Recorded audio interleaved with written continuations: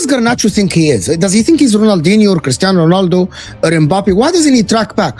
2 years ago, Alejandro Garnacho was the future of Manchester United. With Mikalenko, Dalot joining in from fullback. Dalot for Garnacho! Oh wow! Oh wow! Today, Chelsea fans are already questioning him. This guy thinks that he's the best player in the world, and he isn't. This guy needs humility. This guy, someone needs to tell this guy, you're not that good. You need to work hard. If Manchester United can beat them there, we can do it perfectly. Those were Alejandro Garnacho's words before Chelsea's Carabao Cup semi-final second leg against Arsenal. He referenced his former club, he spoke with confidence, he positioned himself as the difference. And then, when it mattered most, he vanished. Benched for Chelsea's biggest game of the season. Brought on in the 75th minute. 6 touches, 0 successful dribbles, 0 chances created. Chelsea eliminated, 4-2 on aggregate. And that wasn't even the worst performance of his week. Days earlier against West Ham, he was booed by his own supporters. Substituted at halftime. Lost possession repeatedly, Chelsea had to rescue the game without him. This season, 1 goal, 3 assists, 15 league appearances. Those numbers aren't just underwhelming. They're alarming. And yet, this is the same player who won the Puskás Award. The same teenager compared to Cristiano Ronaldo. The same winger who scored in an FA Cup final and lifted Copa America. So how did we get here? How did Manchester United's golden boy become a player Chelsea may already be reconsidering? This is the rise, the ego, the collapse, and the question that could define Alejandro Garnacho's entire career.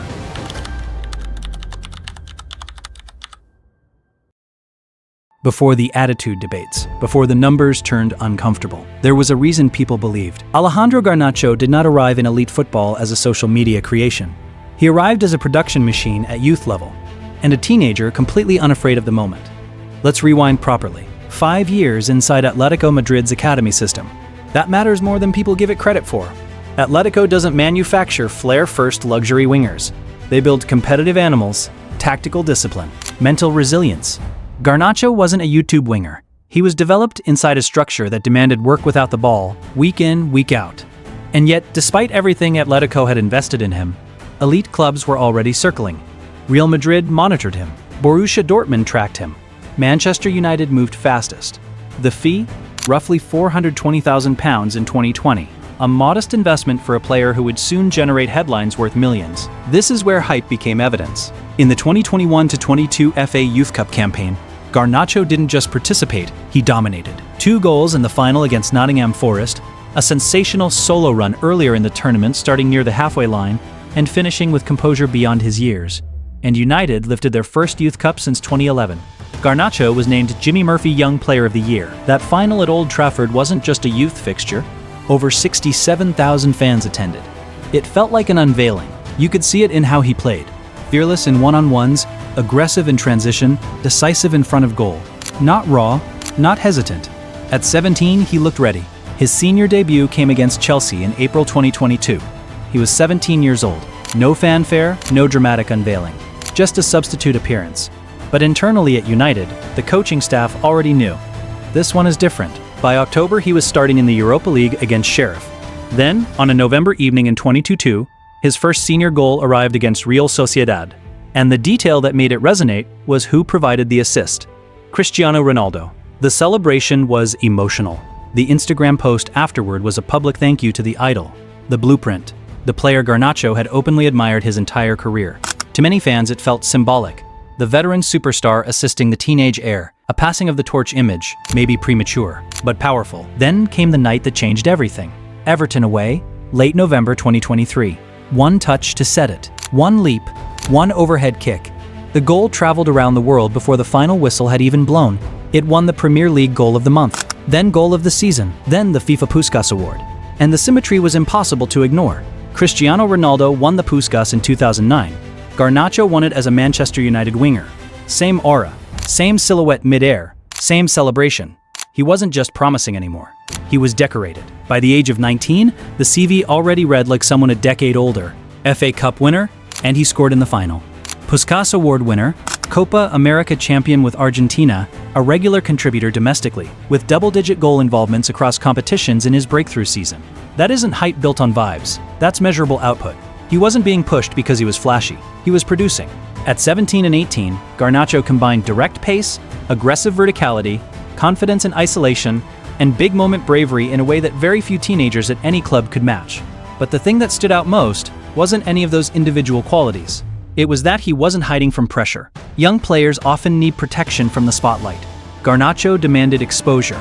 He wanted the ball, he wanted the duel, he wanted the moment. And for a while, he justified every bit of it. This is important, because when we critique him now, when we question attitude, ego, or stagnation, we cannot rewrite history. The rise was real, the talent was undeniable, the awards were earned, the performances are documented. Alejandro Garnacho did not become hyped by accident. He earned it, and that's what makes what happened next far more complicated.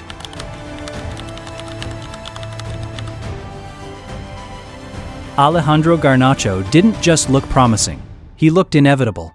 This was Garnacho at full acceleration. He delivered multiple Premier League braces in the same campaign, against Aston Villa, West Ham, and Chelsea, becoming the first teenager since Michael Owen in 1998-99 to register braces across 3 separate league matches in a single season. That is not trivia, that is elite historical company. Then came the FA Cup final against Manchester City, Wembley, the biggest domestic stage in English football. Derby opponent, reigning champions across the pitch. He scored, not a consolation, not a tap-in in garbage time, a decisive goal on the grandest stage. Add everything else on top, the Puskás Award already secured, Argentina call-ups, Copa América winners medal, double-digit goal contributions across competitions, market value soaring, shirt sales climbing. On paper, this was a superstar trajectory, and he was 19 years old. But while the numbers were rising, so were the questions. Elite football is unforgiving. It measures everything, not just goals. Coaches started noticing patterns, defensive tracking inconsistencies, high-risk shot selection from low-percentage angles, over-dribbling in transition, emotional responses to being substituted. Individually, none of it is terminal, but patterns have a way of accumulating. Then came November 2024, and everything shifted. Ruben Amorim arrived with a reputation for structural clarity and cultural reset. In December 2024, ahead of the Manchester Derby, Garnacho wasn't rotated. He wasn't rested. He was removed from the squad entirely. Marcus Rashford too. This wasn't tactical. It was messaging. Amorim clarified publicly. It wasn't punishment. It was about standards. Training intensity, professional behavior, engagement levels, collective responsibility. No one is bigger than the team. United went on to win 2-1 without him. That moment changed something. Because for the first time in his career, Garnacho wasn't indispensable. He was replaceable. And that's a very different feeling for a player who'd spent 2 years being told he was the future. On the evening of the 21st of May 2025, Manchester United faced Tottenham in the Europa League final. Garnacho had played every knockout round, 15 appearances, 5 goal involvements.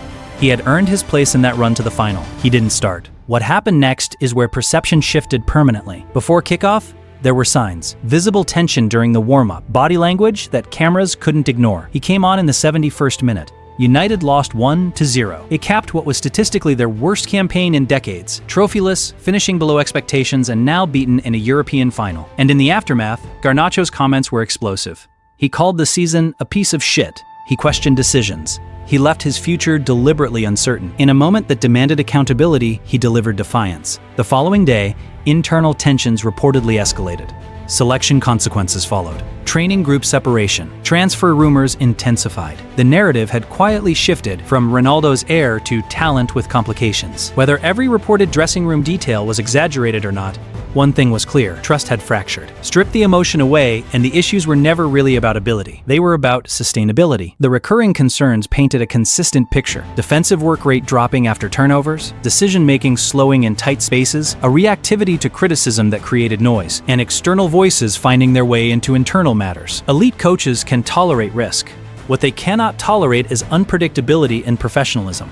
That line, once crossed repeatedly, changes how a manager sees a player. This is the uncomfortable comparison that nobody really wants to make directly, but everyone is thinking. Garnacho mirrored Ronaldo's celebration, his swagger, his public confidence, his body language on the pitch. And for a while, it felt fitting. But Ronaldo's evolution came with something else entirely.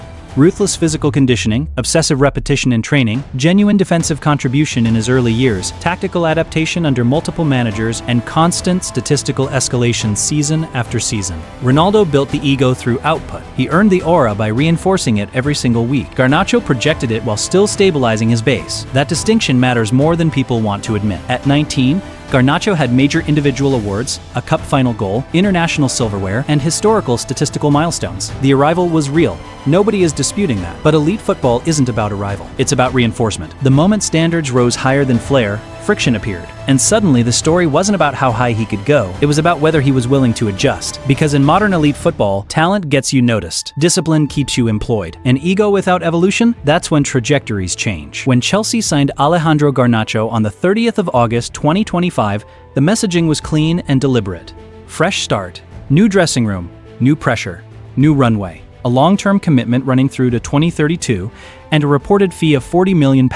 On paper, it looked like the reset he needed, and it should have been perfect, because this wasn't a project signing. This was the kind of move you make when you believe a player can tilt big matches immediately. Chelsea's ambition isn't subtle. The club recruits like a team that expects Champions League football every season and measures attackers by end product, not potential. So the early brief on Garnacho was straightforward.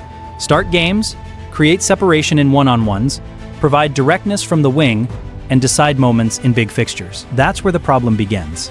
By late February 2026, the most defensible summary is also the harshest. His league return stands at 1 goal and 3 assists across his appearances this season. That's not a disaster, but for a £40 million wide forward at a top club, a Puskás winner, an FA Cup final scorer, a player who arrived marketed like inevitability, it's nowhere near the expectation. And when the output dips at a club like Chelsea, everything else gets magnified. His decisions, his defensive tracking, his body language, his reactions to being substituted. You don't get to be a work in progress loudly at Stamford Bridge.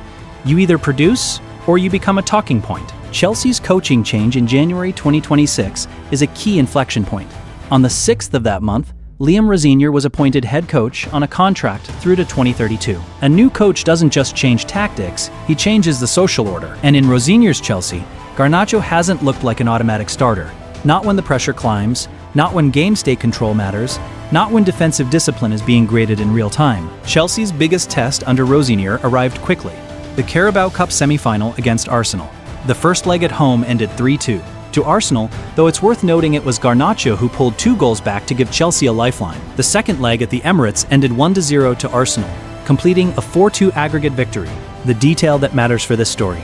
Garnacho was benched for the second leg, entering around the 75th minute in a match Chelsea desperately needed to swing. That's not just a substitution, that's a verdict, because semi-finals reveal who a manager trusts most when it counts. And on the biggest night, Garnacho was not the first name Rosenior wrote down. Chelsea didn't lose the tie because of him. The performance as a whole was flat, but his late cameo symbolized exactly what critics had been saying all season. Then came the West Ham game, and this is where the tension became visible to everyone. Chelsea trailed 2-0 at halftime.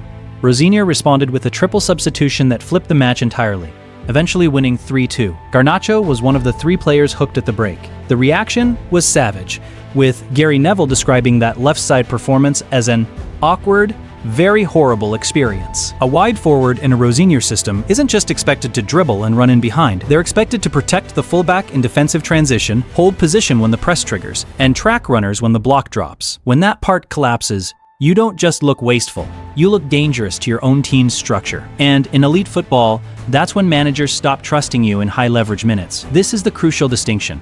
Garnacho hasn't simply been out of form, he's been reframed.